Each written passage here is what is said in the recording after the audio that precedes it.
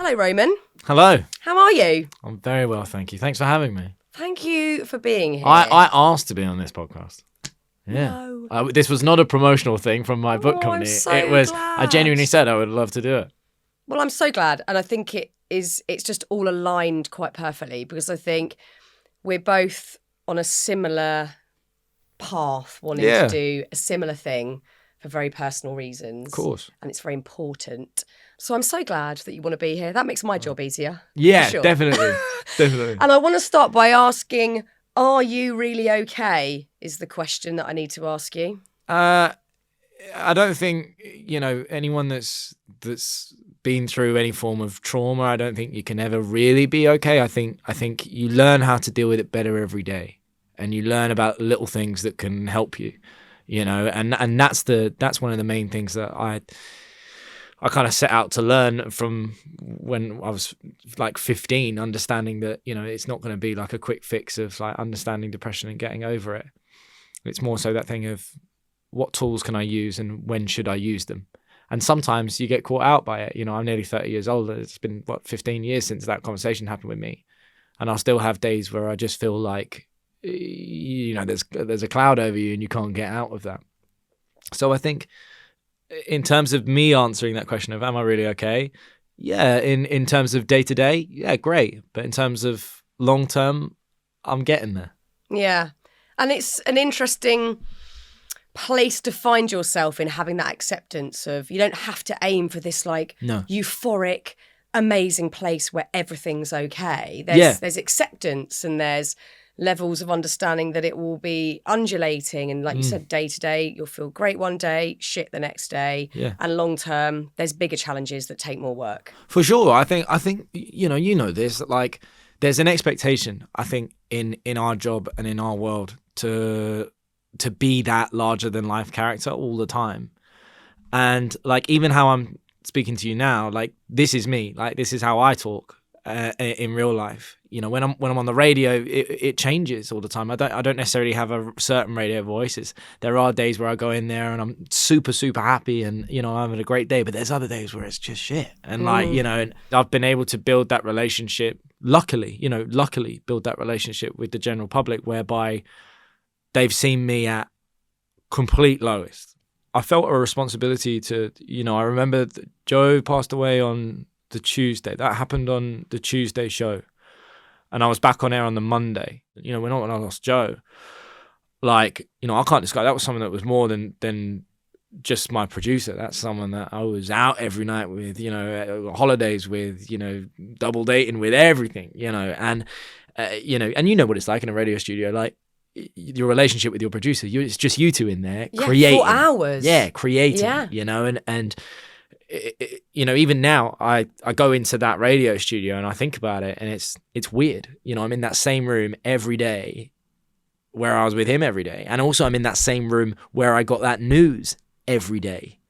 I think a lot of people, they would have got up and moved house. If that had happened like in your house and you'd heard that news, you get that same feeling every time you get it.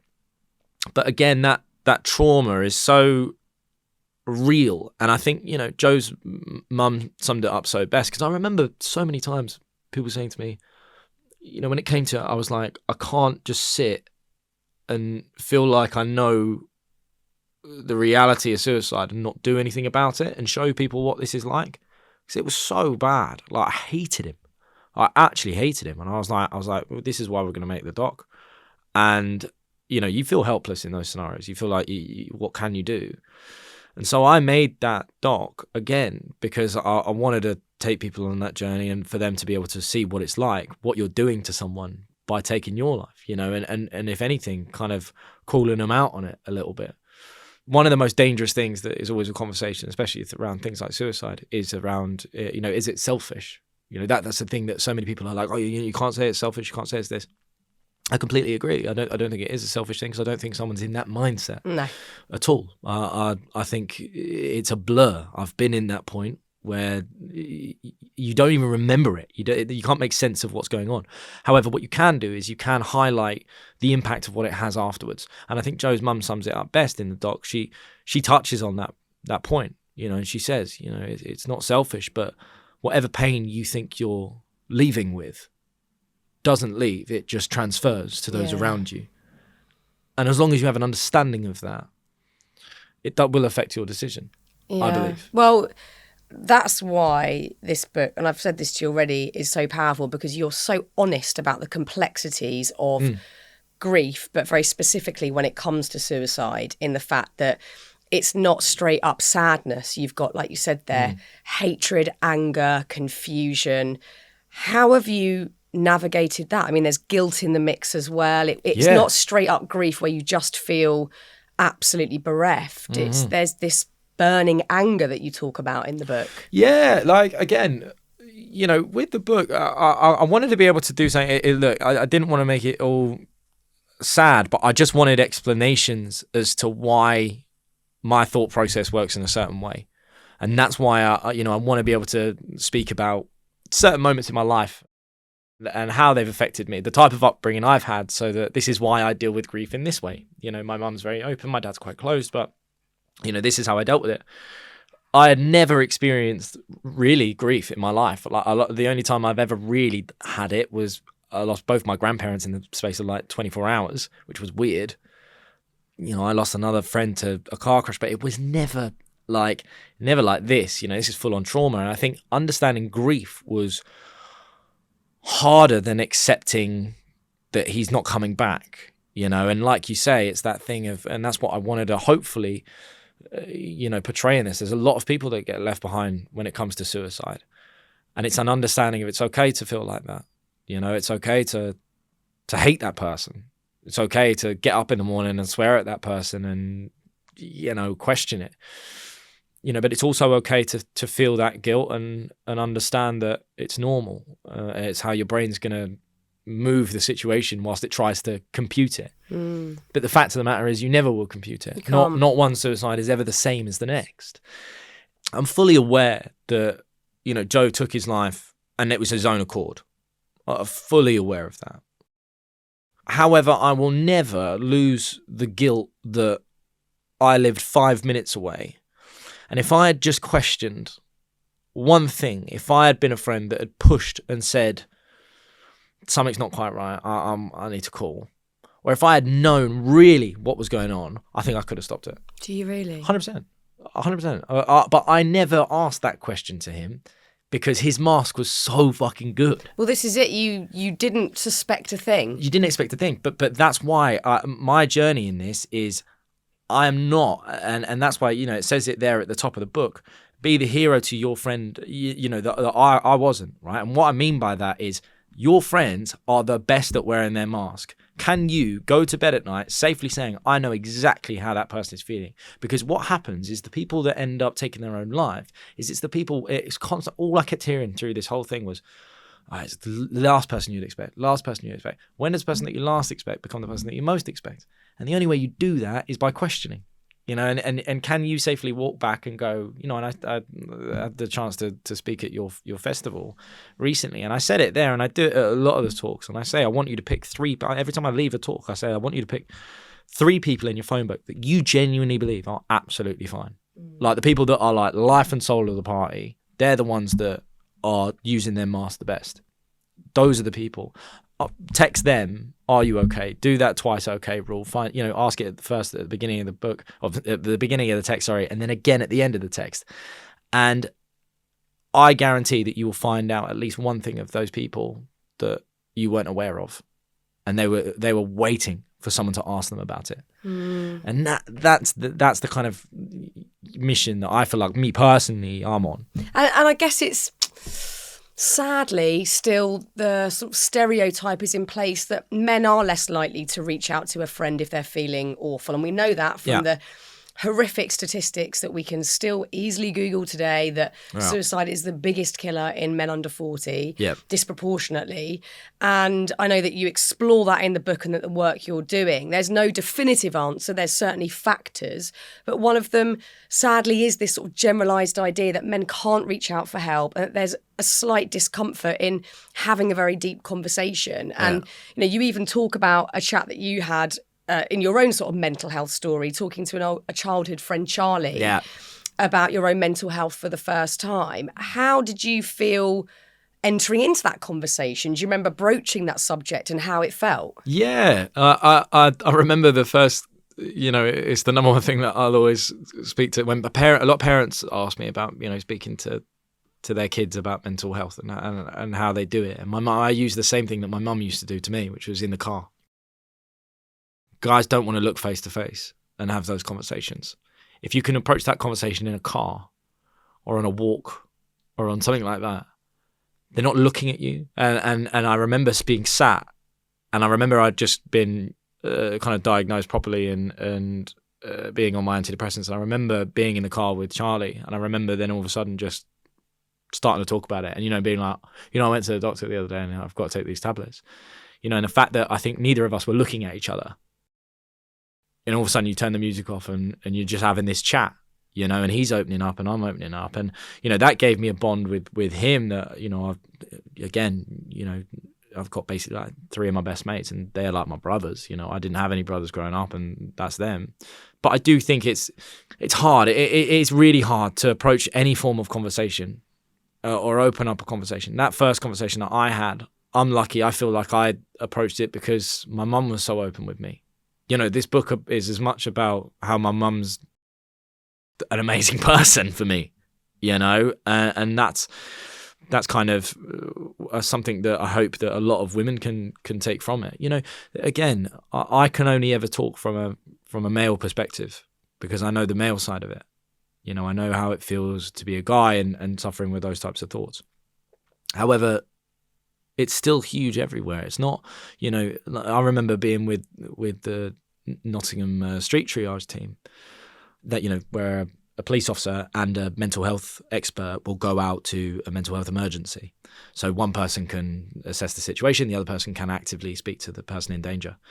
90% of the calls that they get on a daily basis are female. Only 10% are male.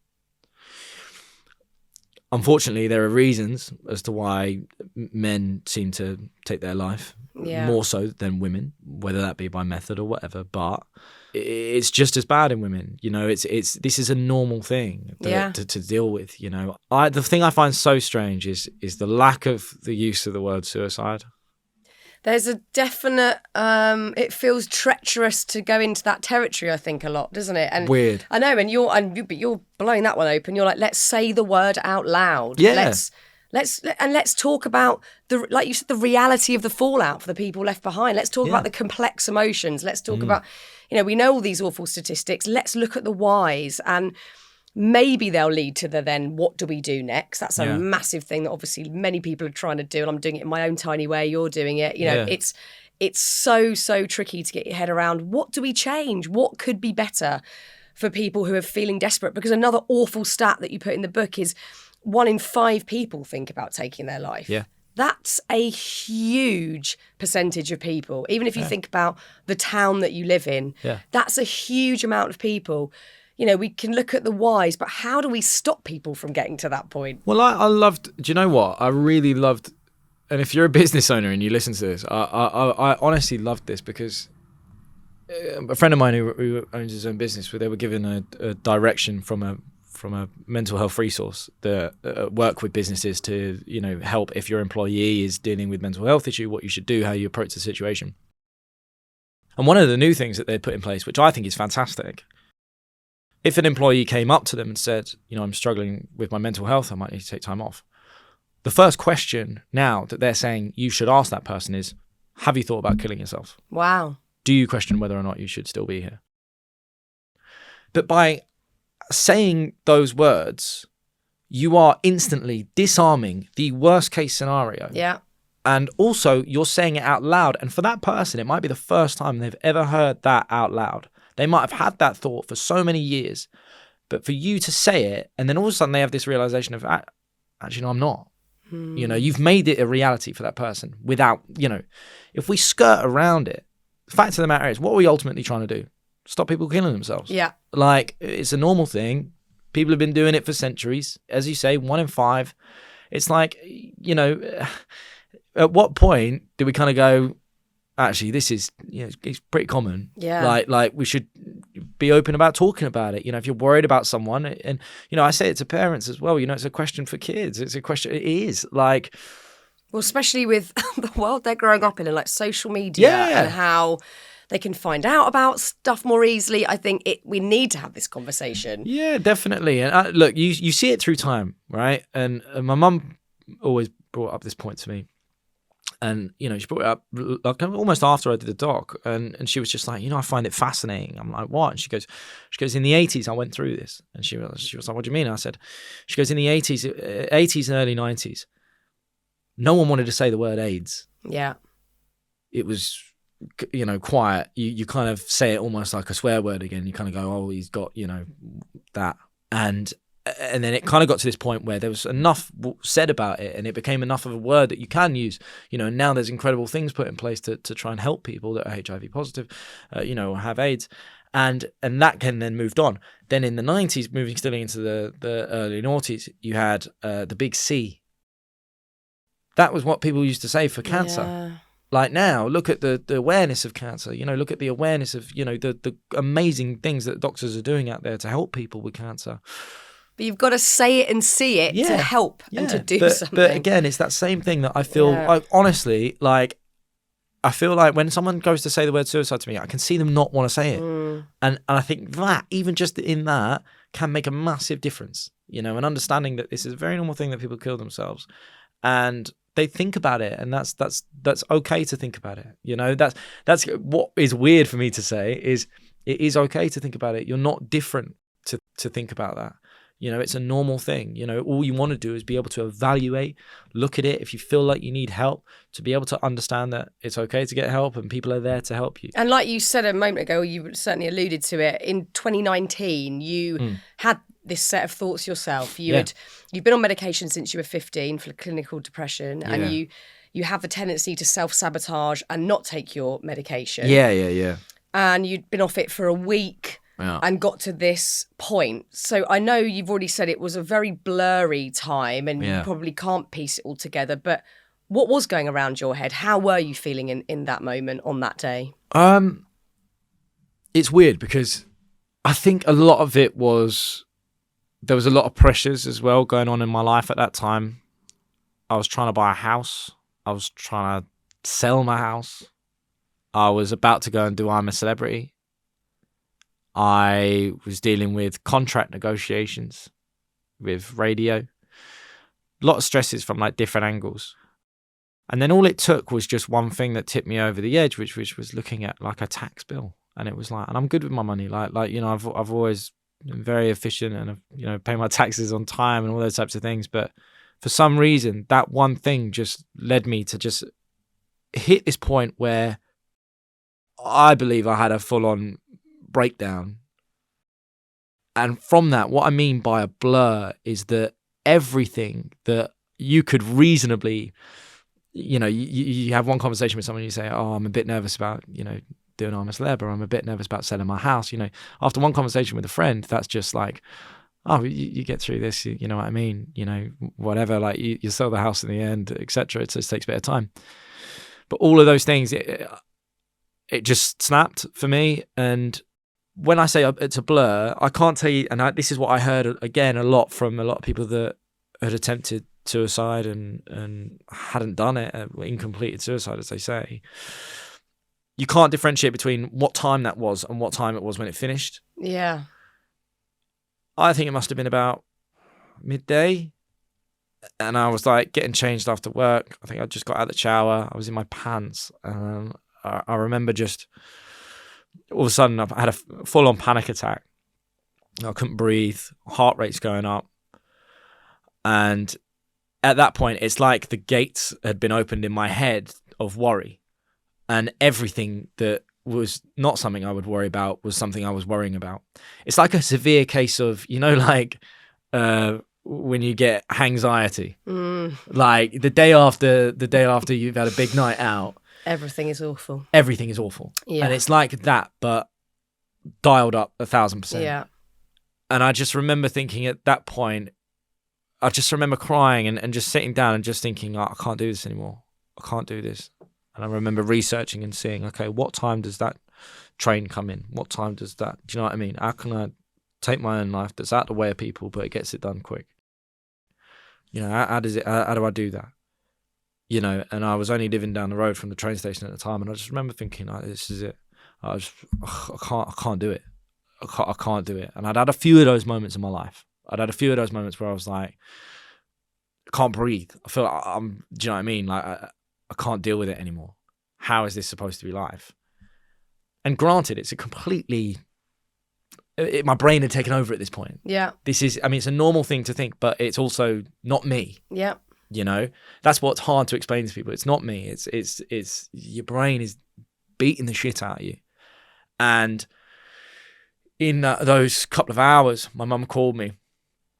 And then I remember, all I can remember is I remember seeing my mum's name come on my phone. And then I remember her pulling up to my house. That drive is about an hour. So in between that, she must have just kept me on the phone. And I know that my sister was in the car with her as well. So I think Harley was talking to me about other stuff. And you'd expressed a level of distress in this phone call, enough for her to think, I need to be My here mum now. knew straight away. Right. Yeah. Like, she could hear, as soon as she picked up, I was crying. Like, do you know what I mean? And like, you know, I don't know what I was saying, but, you know, she just knew. She knew something was serious. And you know, and she just did what every mum would do. Do you think she knew how serious it was? No, I don't think she did. I don't think she knew I wanted to kill myself. I think she knew I was getting myself in a state. I think she, you know, one of the things in the documentary that I made was having that conversation with her for the first time. Yeah. And telling her that. And, you know, it upsets me because, you know, I think how can I do that? Like, do you know what I mean? Like, you know, you look back on it now and, you know, I'd never had that conversation out loud, you know, and I look at what's happened. I look at what Joe's done to his family, which is what he has done, you know, and what he's done to them. And having that idea of that being my mum, you know, I stood at Joe's funeral and looking at his family and just, it's everyone's nightmare. But unfortunately, that nightmare is so common. Yeah. And yet it's a topic that still yet no one wants to talk about. So again, it's just like, I'm not even doing this for Joe. Like, I know that kid well enough to know that him and I just take the mick out of each other all the time. So I'm doing this for his family, you know, and because I could not bear to think that I'd live something. I have a platform. Yeah. And I've not told anyone about it. That's what I couldn't deal with. Because prior to you losing Joe, had you kept your own mental struggles relatively small and private to you in terms of, you know, you've been diagnosed with clinical depression at a very young age. How comfortable did you feel at that time with that diagnosis and then entering this very strange career that we both sort of move around in? How did you feel about that? I mean, I was always quite open about it. Like, I was always quite open that I took antidepressants because I've always viewed it like I'm not necessarily sad about something. It's, you know, I wasn't placed on it because of that. I know there's a lot of like people that say chemical depression doesn't necessarily exist, which I find fascinating because I think everything's hormone based and I think people's hormones act in certain ways. Me personally, I feel like mine can go up and down again once a month. You know, it's like some weird hormone imbalance that you can have that mean you're more susceptible to lower days. And, you know, I've always been very open about that. Even my friend group, Joe was well aware. You know, Joe's someone that was well aware that I had been through heavy things, not to the point that I wanted to kill myself, but that I'd had to go and see therapists and be on antidepressants. Very aware of that. But again, like, that's why you cannot, you know, suicide is spoken in 3 ways and it's prevention, intervention and postvention. I genuinely believe that unless those stats that we're talking about will not change, in my opinion, unless we as a country are active for people under the age of 16 to understand this topic. Yeah. And to understand what to do, to normalize it in the under 16s, in terms of, by what I mean by that is then be able to have open conversations and an understanding of what depression is.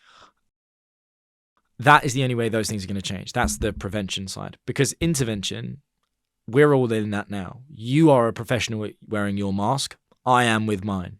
I'm having an open conversation with you, but I may be holding back potentially I may be also feeling suicidal. Do you know what I mean? Like, well, I think we're always holding back something. All sorts of weird thoughts. Yeah. My head's always doing something weird. Exactly. Going off on a weird tangent, but going, focus on the conversation. And then there's something else that's coming up. It's constant. And we're all doing it exactly. all the time. And that postvention side, again, is something that is to protect people, protect young kids. My whole focus, I'm literally just about to start on a new documentary that is, in the schools, because it doesn't make any sense to me as to why, and this isn't me. I'm not a campaigner. Like, I'm not someone that is there, sat in the middle of the road protesting. I'm not really that guy. I want to ask the question. I just want to understand it for myself first. These documentaries that I want to make, they are fully for me. Like, I will say that straight away. I selfishly will make these because I want to understand why things like depression, things like anxiety, mental health issues, why they're not included in a biology GCSE exam. I agree. I honestly don't understand that, because I don't understand why at the age of 10 I'm taught how to draw a heart when my brain can do 10 times worse to me than what my heart can potentially do. Yeah, we're totally sort of missing the point. It's like the mental health stuff in schools is always like an add-on. Oh, it's mental health day. It's PSHE. It's PSHE. It's sort of, again, it's skirted around. And I think, I completely agree with you. I think there has to be so much more done. And I think a lot of the time we're not doing it because there is a fear around, should we have these chats with people? And also making sure that things are age appropriate. That's, of course, integral. But I think not shying away from these subjects. No. And I know, obviously, from doing the documentary and the book, you've done a hell of a lot of research and talked to some very interesting people, one of them being Rory O'Connor, who features at the end of this book quite heavily in sort of looking at his research. Yeah. And what I found very interesting is that and I think this goes across the board when we're talking about mental health, is he said, obviously depression is a risk factor when we look at suicide, but depressed people rarely end up killing themselves. Yeah.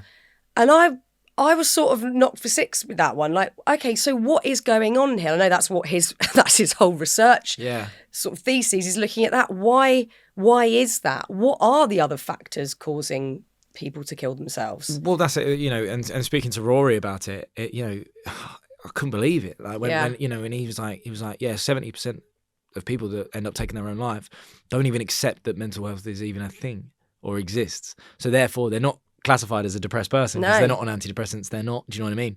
And that's why I'm saying this whole ideology of what we think a suicidal person looks like is wrong. Yeah. Like, it's wrong. It's not someone that is crying all the time. It's not someone that is depressed or says they're tired. Do you know what I mean? All these things, this picture that people draw of a suicidal person isn't this person looking sad. No. It's these people looking happy. And because what's happening is these people, and specifically men, are killing themselves because they don't feel like they're where they should be in their life.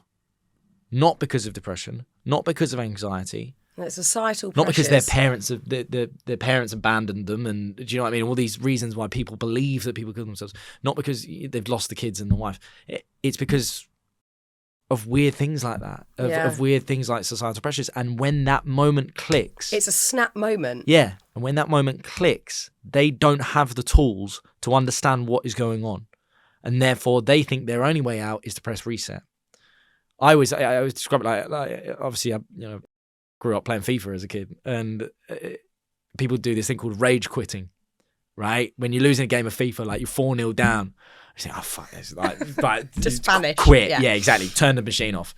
Yeah. That's what's happening. Yeah. Like, it's that simple. It's like, nah.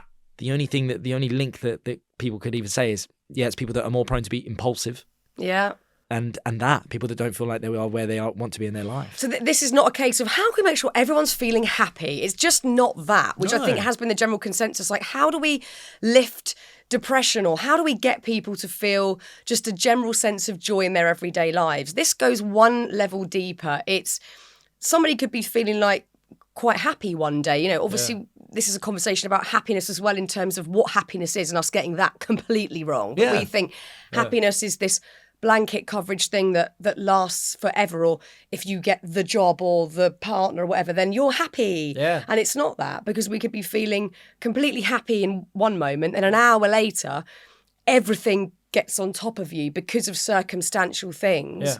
And like you've just said, these societal pressures, which affect everybody, but perhaps there's less space for men to say, I don't feel like I can live up to this archetype of a man that's meant to be at this place in his life. And they certainly don't feel it's okay to talk about that and to say, I don't feel like I'm where I should be in terms of whatever it is, career, you know, lifestyle, and how we're imbibing all this information about what your best mate's doing, what your neighbour's doing, what someone on the other side of the planet's doing, and you're not doing all of that. You know, that's explosive. 100%. And, you know, like, you know, when you look at the differences in terms of obviously with men and women, you know, I've grown up in a very female-dominated household, and you know, the jealousy that you know, I could see a lot of my friends would have, that I would be so open with people like my mum and my sister, is because I've been able to be around those types of women that, you know, if my mum's friend's going through something, she's the person that will, you know, speak to them, etc. And I find it always so fascinating. And all those pressures that you're talking about there, both men and women go through those things. You know, women go through horrendous pressures during their life, you know, whether that be in work or society or anything like that. But you're very good emotionally.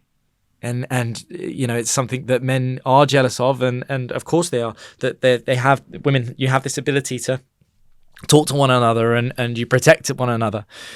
We don't. Men don't. They have this thing of it's embarrassing to talk about that, and etc. But when I say it's embarrassing to talk about your feelings, it's not necessarily about that. It's embarrassing to talk about your job. It's embarrassing to talk about how much money do you earn. It's embarrassing to talk about, do you have what you really want in life? Those are the things that, you know, that's why it's never as simple as oh, if you're sad, talk, because it's not that simple, because what you deem as sad isn't for someone else. And it's like, and then you worry there's going to be judgment. Oh, how can I say that, because we're told someone else is doing worse than me. We're constantly told, be grateful, and you are, and gratitude is an amazing thing, and being able to accept it on your own is something else, right? But I think, for instance, with Joe, if again, like, every Hollywood film ever made will lead you to believe that with every suicide is a suicide note. It's not the case, right? It's very rare that notes get left or anything gets left, you know, again, because of headspace, and the whole minute is a blur. You know, it wasn't necessarily planned, but, you know, if it was, people just want to go. Yeah.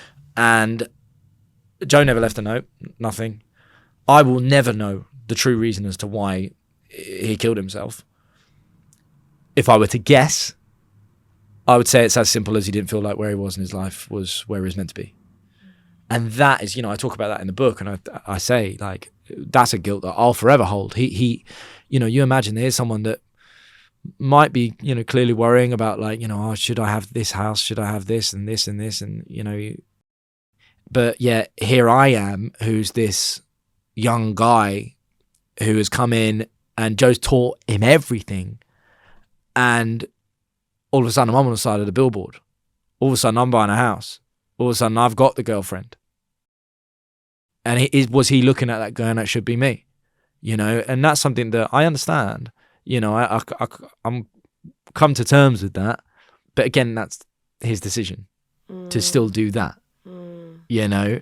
I think that's, again, reading that bit of the book, I was like, it's brilliantly fucking honest. Because I think most people will sit, you know, I've not had anyone that close to me take their life, but certainly people I know. Yeah. And even with that distance, I've thought, what did I? Yeah. Because that's, I think, the nature of death and shock, that you go, should I have done more? Did I in any way contribute to that person's decision, misery? And it's probably a coping mechanism with death. I don't know, it's so complicated how grief works. Yeah. But I think it's such a natural thing to go, oh my God, what part did I play, or what didn't I do? Yeah. And it's very hard to find acceptance in that, I think. Yeah. Very hard. Like, you know, I felt heartbroken that you wrote be the hero your friends need because I wasn't tomorrow. I found that hard to read because I thought, but it's true. Maybe you couldn't have done anything though. Maybe you couldn't have done anything. Maybe I believe I could have. That you never will know. But that's why I'm saying don't leave that to chance. Yeah. There's no point leaving that to chance. Like I promise you, I'd rather fall out with him 10 times over than to have him dead. Like, do you know what I mean? You know, when I still now, like, you know, and it will never change. I go and see him. You know, I go to his grave, and you know, he's in this beautiful bit of land. But I'm thinking, what the fuck? Yeah, of course, you can't make sense of that. I'm like looking at it, going, what? Yeah. Like, how's he dead? It's too surreal. Yeah, you can't make sense of that. Weird. And I know that you wrote a long letter to him after the 2-year anniversary of his death because you felt a sort of a PTSD reaction to that anniversary coming up, which again I think is very normal. That day every year is going to be so hard to deal with. Yeah, and the reason, like, again, a massive. Do you know the weirdest thing, right? Is the thing that I fear the most. And I feared the most, but then I thought, fuck it, I just, you know, got it. I did that was because I'm so scared of people looking at it like virtue signaling, and people, I don't know. I think that, like, I was so worried in the beginning to be like, you know, here's a celebrity or whatever, some Z-lister who's using his mate's death to get famous. Like, genuinely, that's like the things that you worry about. And you think about that, and then I was like, things like, you know, when a death comes around on Instagram, or like an anniversary thing, and you see all these people posting, and it's like he's dead. Do you know what I mean? Like, that's all I can think. Like, you know, when I see people posting about him, and it's like, you know, writing, the caption is all like as if it's to him. Yeah, it's never made sense to me personally. And in a way, what I wanted to show was that the thing that I posted wasn't for him. This was, I'll show, if you're considering this is the reality of what people are doing. I sat today and wrote a letter to someone that is dead because I had to say something. And so that's what that was for me, you know, and it's so... It's tough, like, it is really tough, you know, and you wake up and I have moments where all you do is you miss them, and that's grief, you know, that's grief, and that's something that again, you know, going back to your earlier question, are you really okay? You learn every day, and it's okay to say that, you know, it's okay. It goes back to that classic thing of saying it's okay to say you're not okay, but it's true, you know, understanding your own emotions, learning about your emotions, and I think owning them is so important. You know, I think people have a fear of being depressed, but sometimes it's okay to own the depression. Otherwise, you can't bloody fix it. You can't feel. You don't understand. If you're just ignoring it, like, what are you going to do? Sit in it forever? Like, I certainly had that situation. I think it's really complicated because also when I was going through a very depressive period, I didn't know it was that. I was just like, everything's wrong. Yeah. Everything's wrong and everything's shit. And it was actually, I had a very amazing moment where, much like, you know, how supportive your mum's been to you, I had a friend who I was working with at the time that said to me, do you know what, I can't hear you say this anymore because you're just repeating yourself again and again. Yeah. And we're going to go and see a doctor, and I've booked the appointment and we're going together. Fantastic. Which I will never forget that she did that for me. That's perfect. It's like, I can only hope that I've done anywhere near as much brilliant work as she's done, because she saved the fucking day. I know. That's what I'm saying. Yeah. Like that's exactly it. And it takes guts to do that. Yeah. It's a scary conversation to have. But this is exactly what I'm saying. Your friend saw it before I did.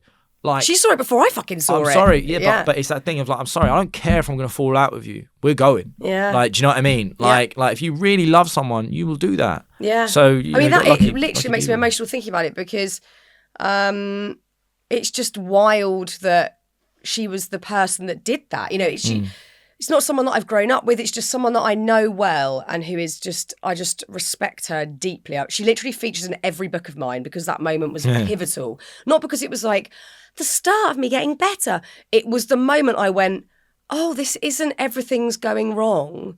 This is my brain. Like, there is something that needs sorting out here. And my route was medication. I'm not on it now, but I was on medication because it was like, something has to change here, and you don't have the tools all the time because you've got a lot going on in your life and a kid, and there was all sorts of drama going on. Everyone's different. It was a really good decision. But I think if she hadn't have said that, I had no idea I was depressed. I just thought everything in my life was utter dog shit. Yeah. And that I was meant to be navigating it gracefully, and I felt like I was failing at that. So even that was shit. And it actually took someone else to sort of question it, and then for the diagnosis. I don't think it has to be a diagnosis. I think there has to be your own awareness that, I haven't had a depressive episode for a while, but anxiety, absolutely, I still deal with having panic attacks or whatever. Yeah. And again, putting a name to it, I at first thought I had something wrong with my heart. Yeah. I went and had my heart fucking checked because I was like, there's something wrong with my body. Yeah. It's like, oh no, this is what a panic attack feels like. And then going,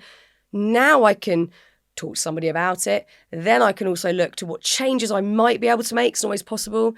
And also what tools I can have in place so that when it does happen, I'm not in this alone wondering what the hell's going on. So I think what you're doing is so important, to just say it as it is. Yeah. Just put like simple language to these things. Yeah. You know, I think people are sometimes wary of labels, like, oh, I don't want a label, I don't want to give it a name. Give it a name, and then work out how to deal with it. Yeah. But I think, that main takeaway again is just being, if you genuinely believe you're a good friend to someone, prove it. Like, do you know what I mean? Like, because let me tell you, the other side is much worse. The other side of standing there and look at their gravestone is horrendous. And if I had heard this chat, hopefully I would have said to my mates, and the happiest person I knew, which was Joe. I'm going to do it.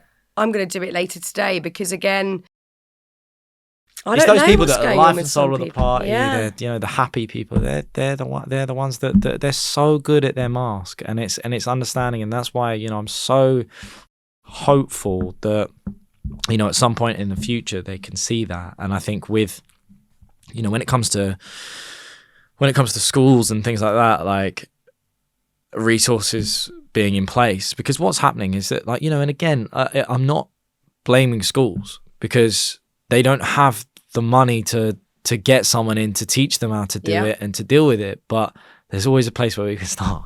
Do you know what I mean? And even if it's in, for us to be able to say that, we're sitting here now and less than 50% of schools in the UK have some form of outlet in terms of a therapist or a counsellor, that means there's over 50% that don't. And it's like, one thing that is so prevalent and is so tough is that I hear a lot of people, parents that I've certainly spoken to, that have had kids that have taken their own life. And when I say kids, I mean like 9 years old, 10 years old. Happy kids, had children, do you know what I mean? And they've then gone and lied to their friends about how they've died.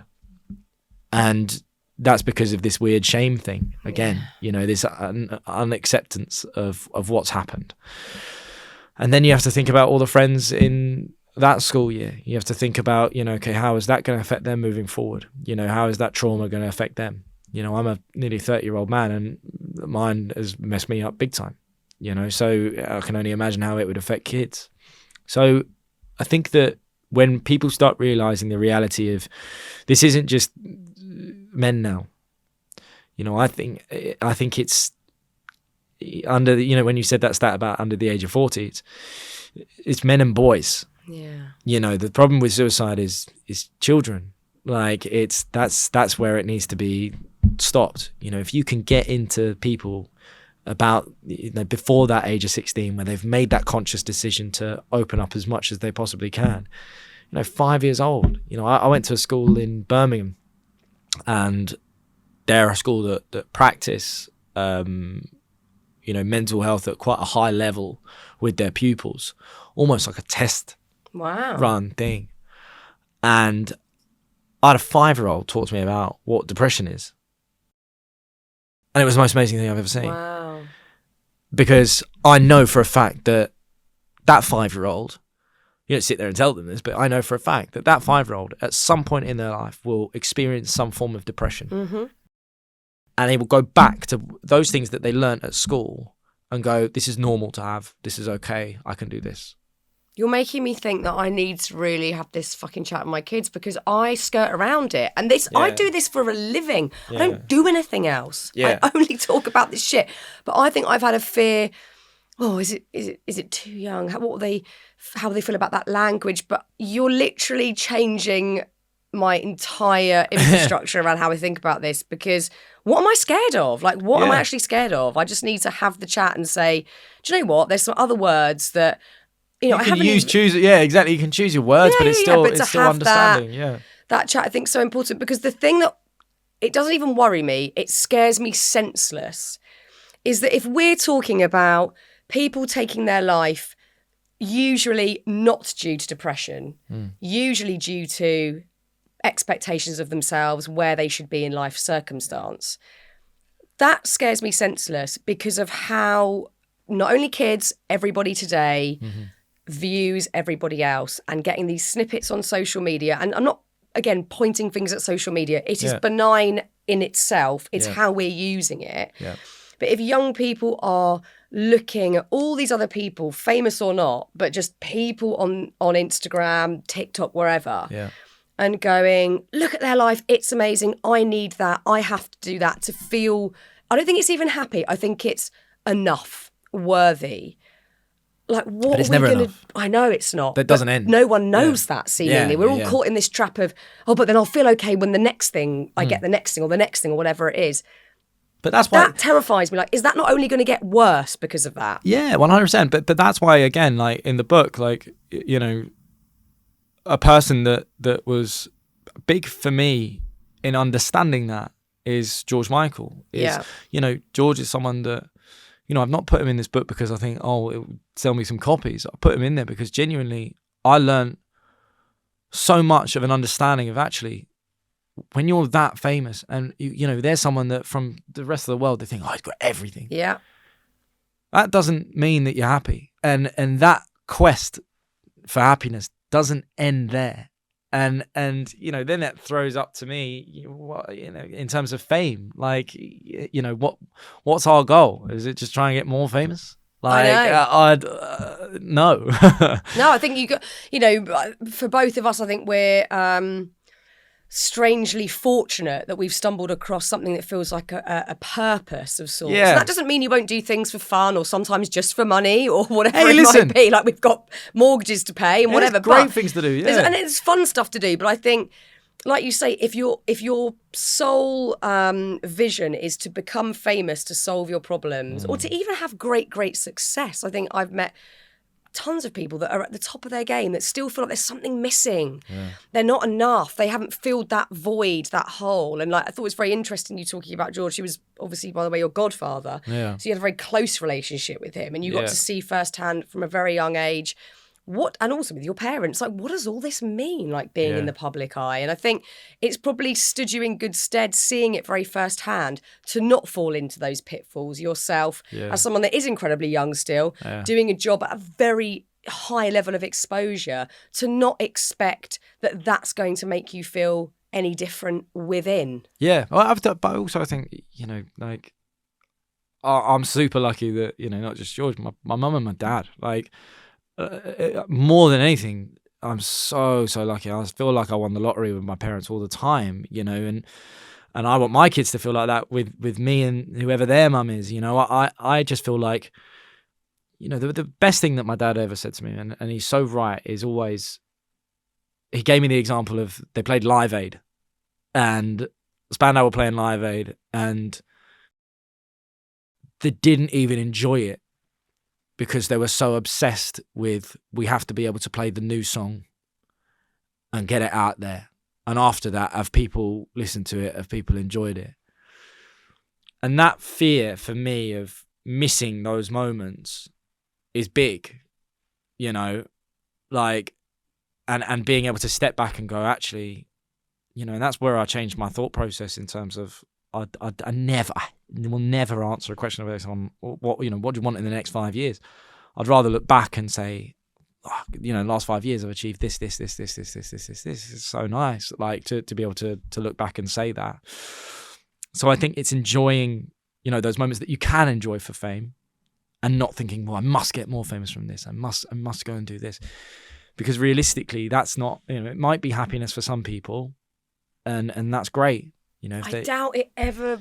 But if it is, but if it is, that's what it is for them. But like, look at someone like, I am fascinated with the Kardashians in terms of, right, we can all quantify fame now, which is the other weird thing. Before we had a rough guess, like, oh yeah, George Michael, he's super famous. But now we go, who's got more followers? Yeah. You can quantify the happiness quite literally and do a chart of who's the most famous. And they're at the fucking top. Yeah. And they've got, I don't know how many millions of Instagram followers. But you watch the show, they're bloody miserable. They're always crying. There's a massive drama going on. Yeah. They're in tears. They're stressed out. But that's because they're human beings first. Exactly. But we know this equation doesn't work, but we're still weirdly on a sort of subliminal level going, but just if I got that promotion, or just if a few more people respected me, or if I could just get that work to the next level, we think it's going to feel that thing, and that's what worries me going forward when looking at very specifically mental health and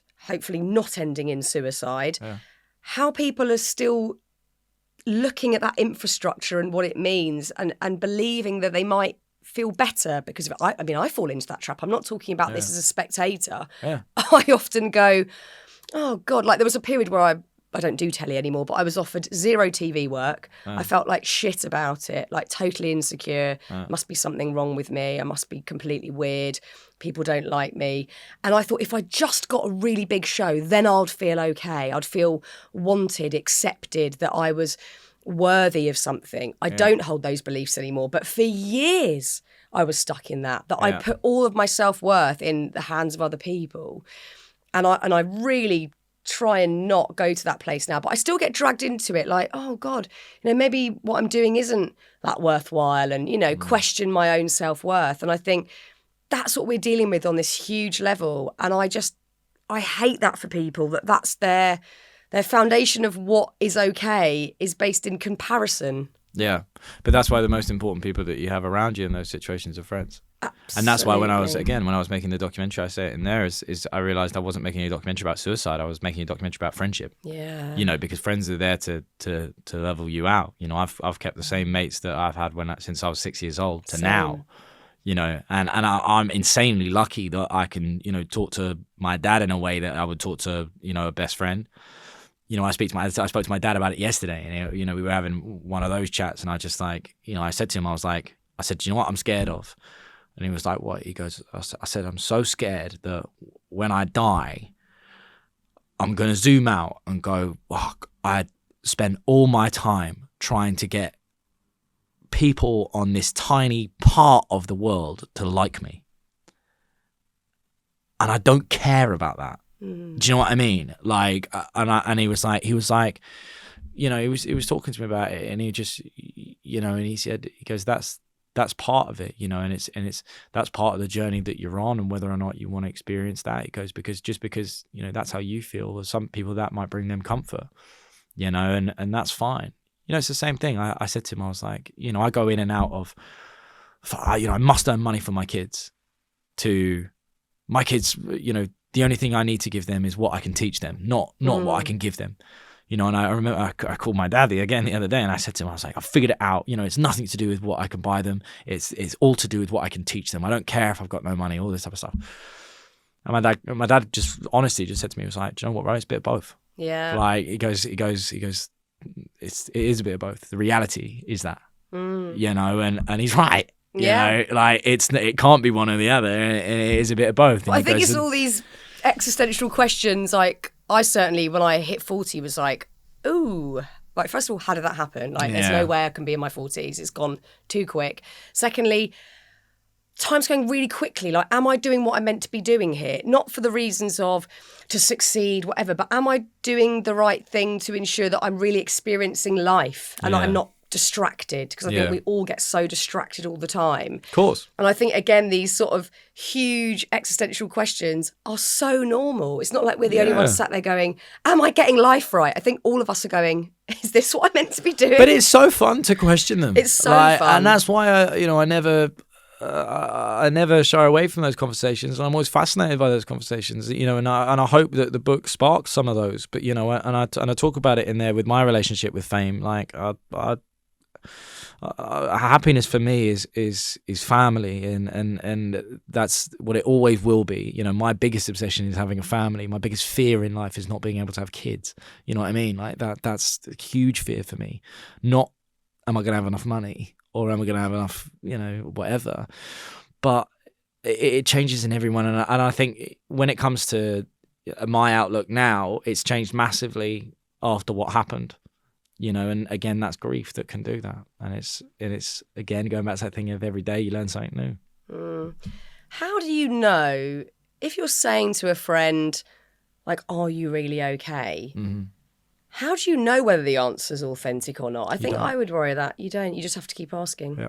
You never will. How can you know? Yeah. If I asked you that over and over again, there might be still something that you can keep. And I'm pretty sure that you'd be very confident that you'd be able to keep that from me. Yeah.